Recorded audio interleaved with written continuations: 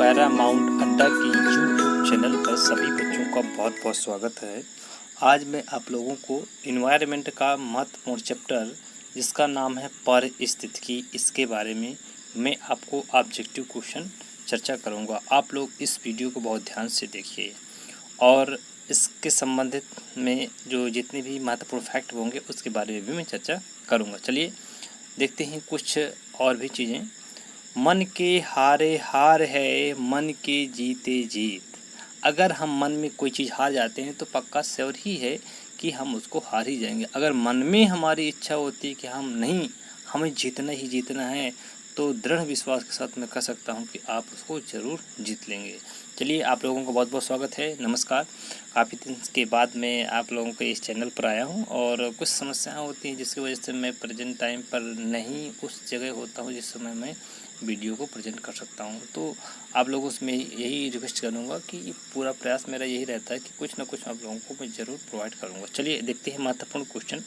पहला चैप्टर है पारिस्थितिकी है। इससे संबंधित जो लेसन 1 होगा, इससे संबंधित जितने भी ऑब्जेक्टिव होंगे उसको भी चर्चा करेंगे और इसके फैक्ट भी हम देखेंगे। चलिए आइए, क्वेश्चन नंबर 1 है, पारिस्थितिकी तंत्र की स्थापना को प्रस्तावित किया था, यानी जो एस्टेब्लिश हुआ था पारिस्थितिकी तंत्र जो है किसने किया था।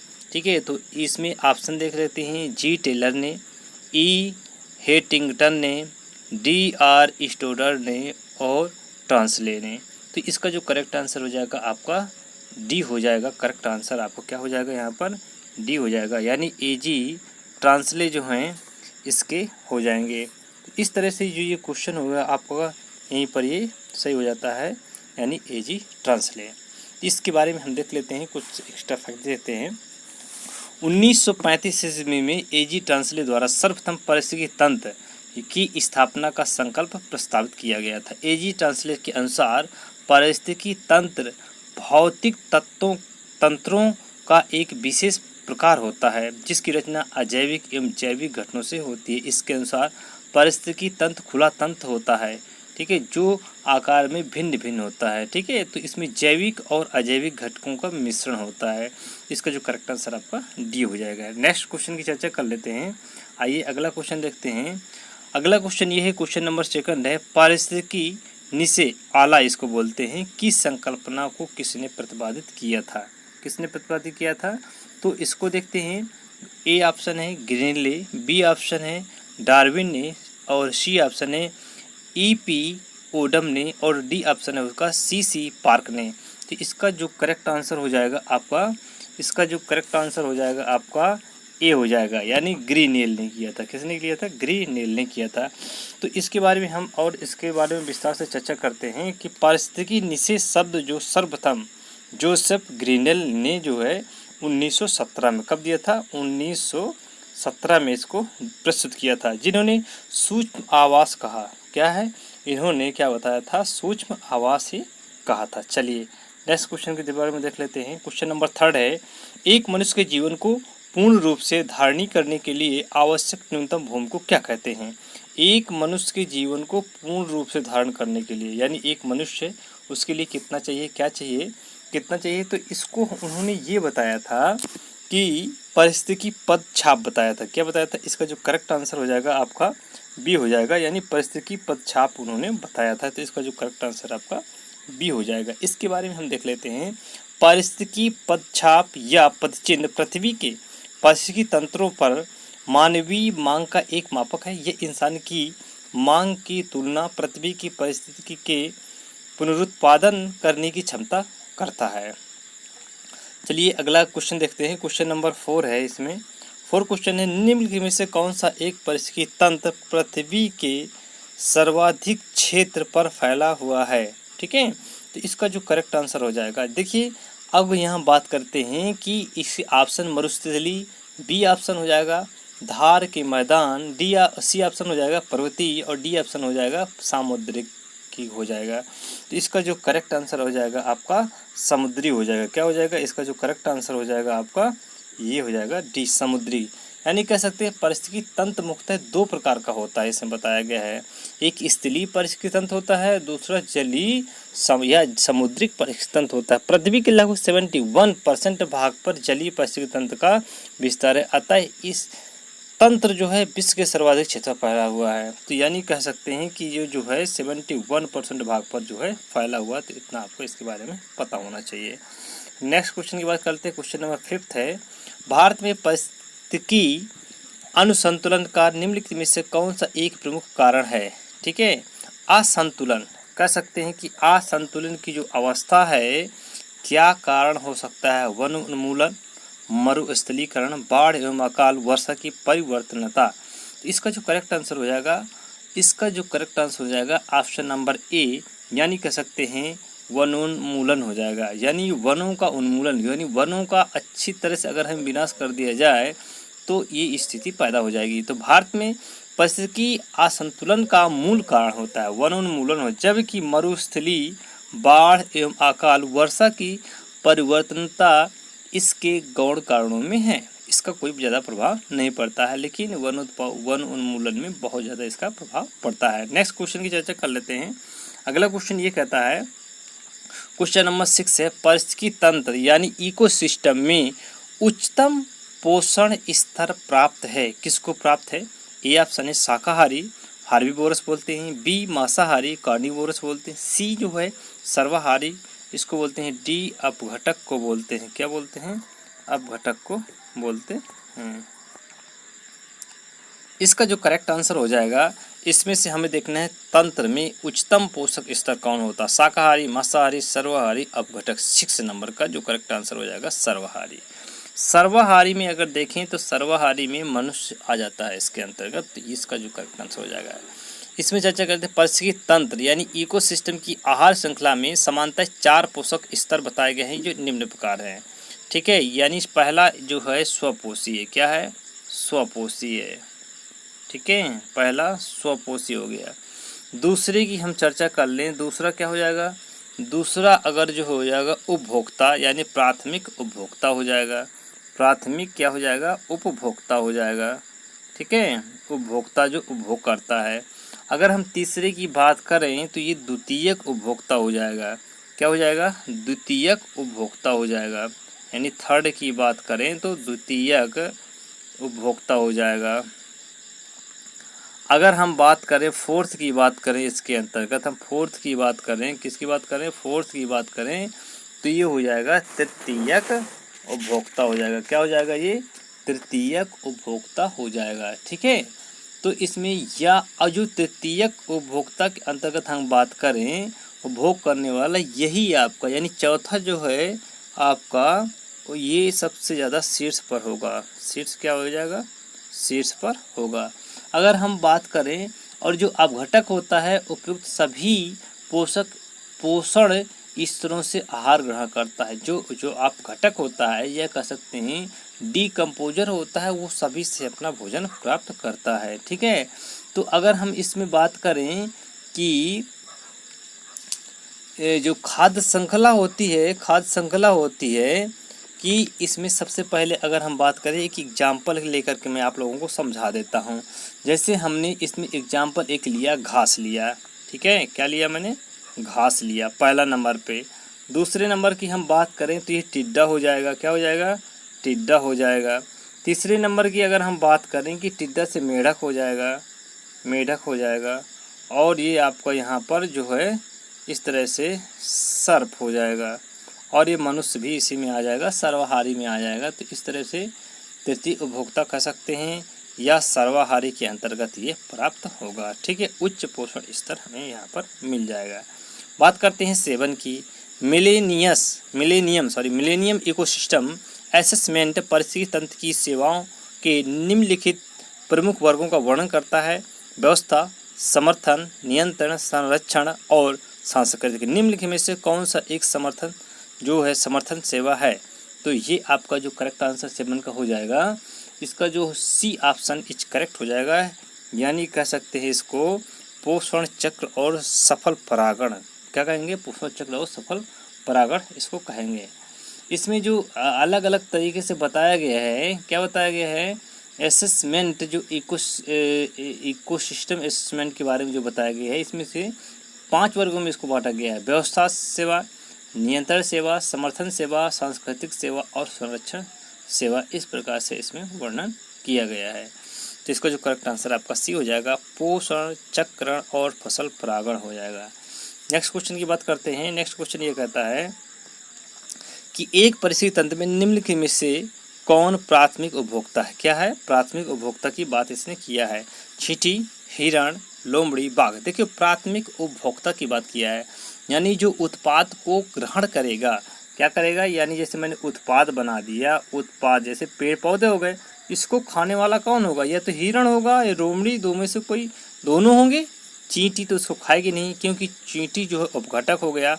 बाघ हो गया, ये आपका लास्ट पोजीशन में हो गया, ठीक है, सेकंड उपभोक्ता के अंतर्गत आ गया है, यानी चौथा में सेकंड में भी आ जाएगा, ठीक है। तो इस तरह से इसका जो करेक्ट आंसर हो जाएगा 2 हो जाएगा और 3 हो जाएगा, यानी इसका करेक्ट आंसर बी हो जाएगा। आपका क्या हो जाएगा यहाँ पर? बी करेक्ट आंसर इसका हो जाएगा। एक परिस्थिति तंत्र में प्राथमिक उपभोक्ता हिरण और लोमड़ी है, चींटी अपघटक है, जबकि बाघ द्वितीयक उपभोक्ता के अंतर्गत आता है। क्योंकि इस सिस्टम में पहले घास होगी, घास को कौन खाएगा? उसको हिरण खाएगा, हिरण को बाघ खाएगा, इसलिए तृतीय में आ जाएगा आपका बाघ आ जाएगा, ठीक है।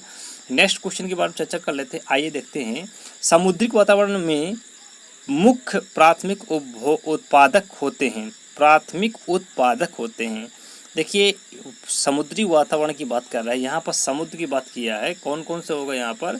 समुद्र के बारे में बात किया है, तो उसके बारे में हम अच्छे से देख लेते हैं।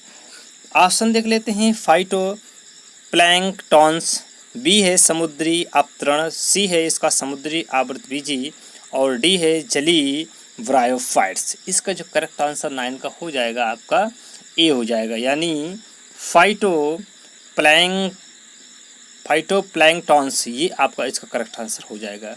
तो इसके अंतर्गत हम देखते हैं कि समुद्री खाद्य श्रृंखला में क्या है? समुद्री खाद्य श्रृंखला में जो है फाइटोप्लैंक्टॉन्स मुख्य प्राथमिक उपभोक्ता होते हैं। यह प्रकाश संश्लेषण की प्रक्रिया द्वारा ऊर्जा प्राप्त करते हैं। पृथ्वी के वायुमंडल में उपस्थित ऑक्सीजन की अधिकतर मात्रा के लिए फाइटोप्लैंक्टॉन्स ही उत्तरदायी होता है। तो इसका जो करेक्ट आंसर ये हो जाएगा। नेक्स्ट क्वेश्चन चलते हैं। आइए क्वेश्चन नंबर 10 ये कह रहा है, क्वेश्चन नंबर 10 है आपका, एक घास स्थलीय परिस्थिति तंत्र के खाद्य श्रृंखला में निम्नलिखित घटकों का सही क्रम है। क्या है? निम्नलिखित में से घटकों का सही क्रम क्या है बताना है। देखिए मैंने आपसे बताया था घास स्थल के बारे में, परिस्थिति तंत्र के बारे में बात किया है।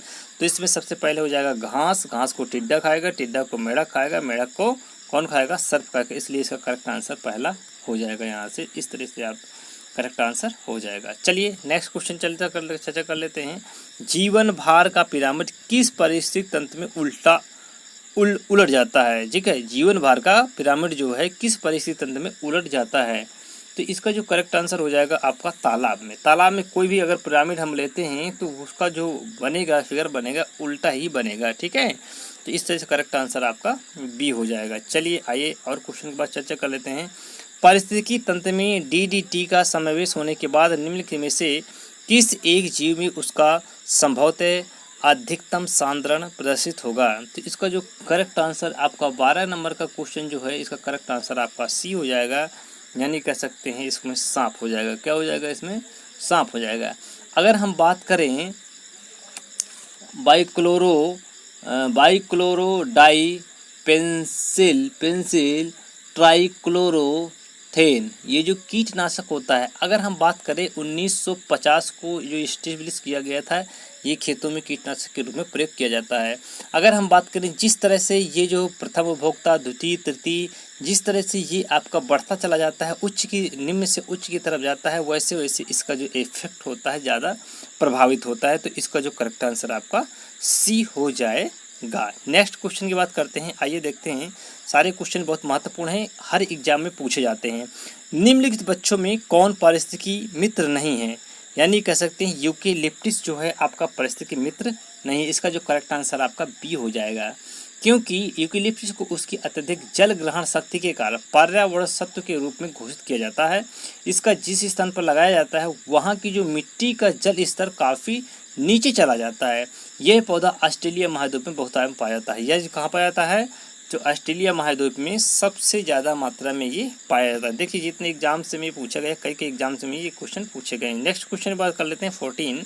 निम्नलिखित वृक्षों में कौन सा वृक्ष पर्यावरण संकट माना जाता है? ये भी उसी क्वेश्चन रिपीट कर दिया है, तो ये भी क्वेश्चन जो आपका 14 का हो जाएगा, इसका डी ऑप्शन हो जाएगा यूकेलिप्टस। ये भी आपका ऑस्ट्रेलिया में पाया जाता है, तो इसका जो करेक्ट आंसर यही हो जाएगा। क्वेश्चन नंबर 15 की बात कर लेते हैं। आइए देखते हैं 15 क्या कह रहा है। 15 जैव वानिकी के संबंध में निम्नलिखित कथनों में से कौन से सही है? जैव वानिकी के संबंध में कौन से? इसका शाब्दिक अर्थ होता है जीवन का प्रबंधन। क्या होता है इसका? जीवन का प्रबंधन। सेकंड है यह परिस्थितिकी का पर्याय होता है।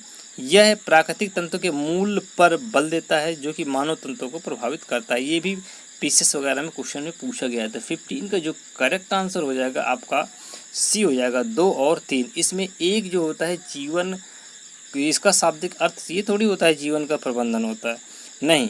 ये जो परिस्थिति का पर्याय क्या होता है? पर्याय है, या परिस्थितिकी की जो है इसका पर्यायवाची होता है जैवानिकी होता है।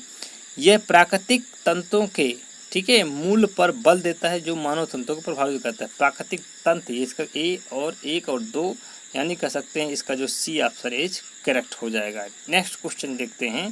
क्वेश्चन नंबर 16 दो भिन्न समुदायों के बीच का संक्रांति क्षेत्र क्या कहलाता है?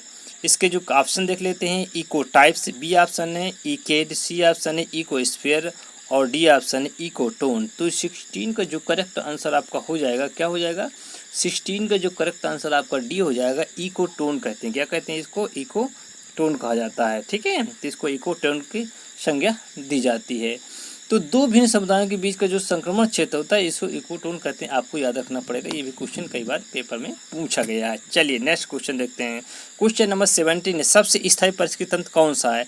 इसका बहुत क्वेश्चन रिपीट हुआ है, कई बार मोस्टली क्वेश्चन पूछा जाता है समुद्री, क्योंकि ये जो समुद्र जो होता है ना 71% भाग पर जो हमारे इसमें फैला हुआ है, तो इतना आपको याद रखना पड़ेगा, ठीक है।